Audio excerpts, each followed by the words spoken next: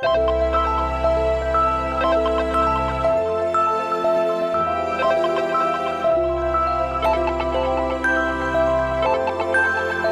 took an immediate and deep dislike to the skinny red rectangle. Who the hell did this Thomas think he was?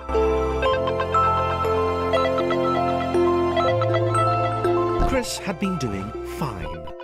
He wasn't the highest jumper, but he'd held his own.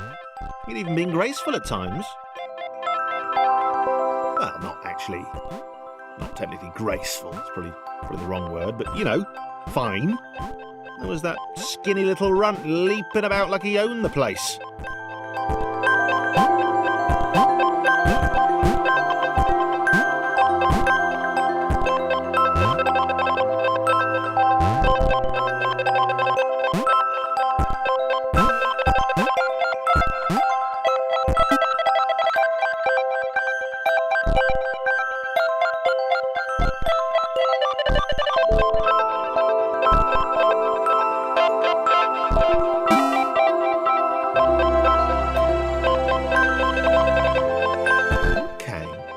Was more like it. A glowy white thing. Only Chris could get to it, which of course made it all the more enticing. What would it do? What new opportunity might this switch open up to him?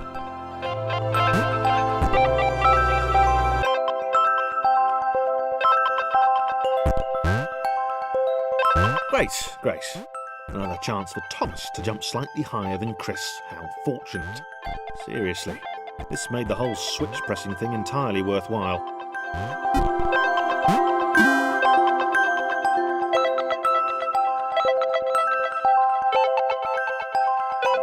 Was this good? Because on the surface, it did not seem good. Chris was pretty scared. Little Red seemed fine, happy to be on his merry little adventure. Chris couldn't shake the feeling that things had taken a significant turn for the worse since Thomas had joined him. Sure, he'd been able to piggyback his way to ever so slightly higher platforms, but where had that got him? Well, to ever so slightly higher platforms, which was sort of his point.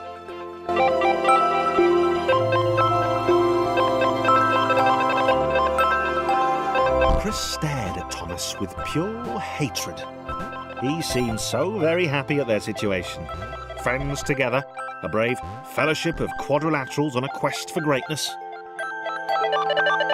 That would be fine. But it was all the obvious observation that Thomas was doing which grated.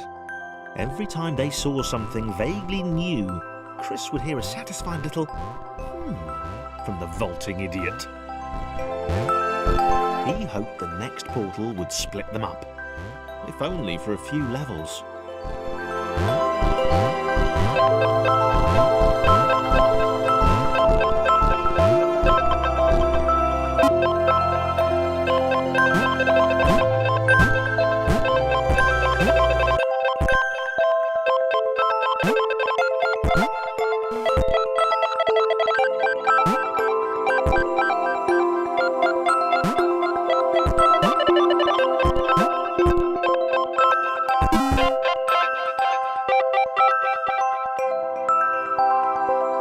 John knew.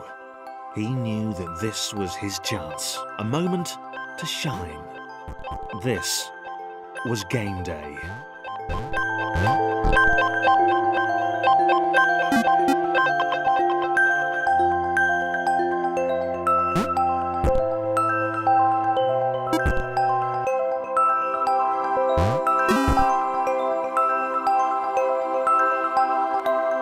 This would not do. John needed room to show off his exceptional skills. As it was, he was trapped on the wrong side of these little dot things. Where did they come from, anyway?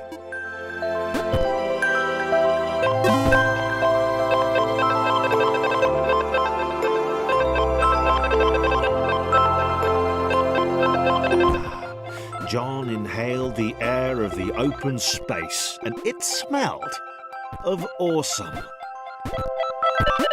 Time to flex those muscles, to put his training to use time to show those little dots how it was done. John decided to press the switch to let the little dots catch up with him. John cared for his new allies. You could tell from the sympathetic expression he practiced in the mirror all these years.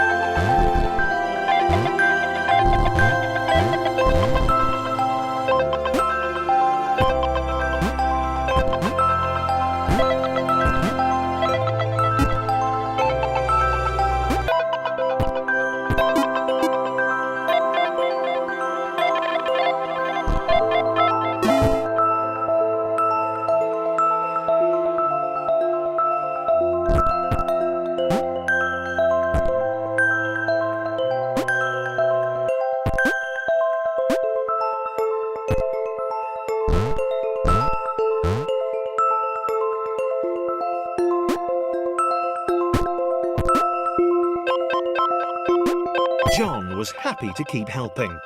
He felt it was important to his image that he was seen to help the little guys.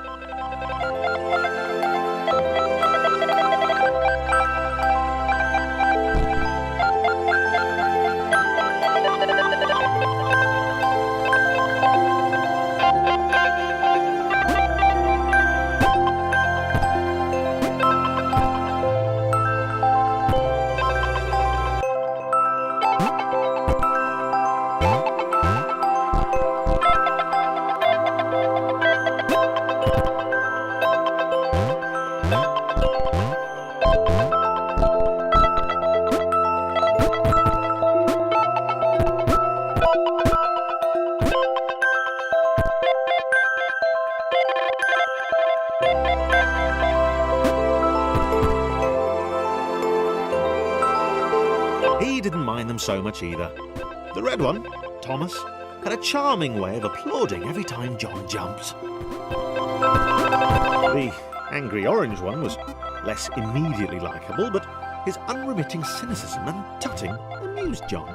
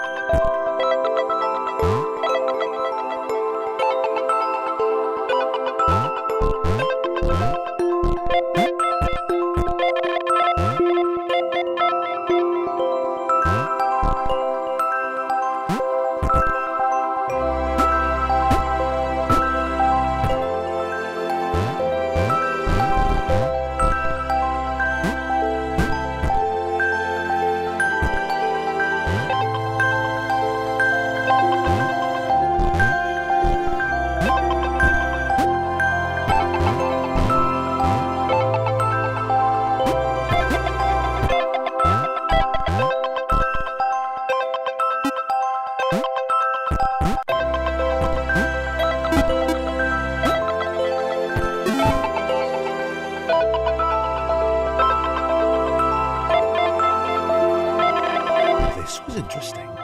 A floating target. This would require coordination, balance, and timing. John was sure the dots would be lost, but he was happy to guide them to triumph.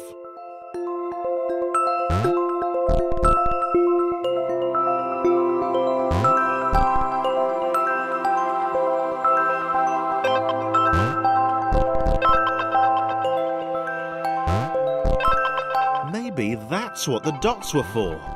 They were there to extend John's reach, to make his performance even more impressive. John liked the thought. He decided to keep them.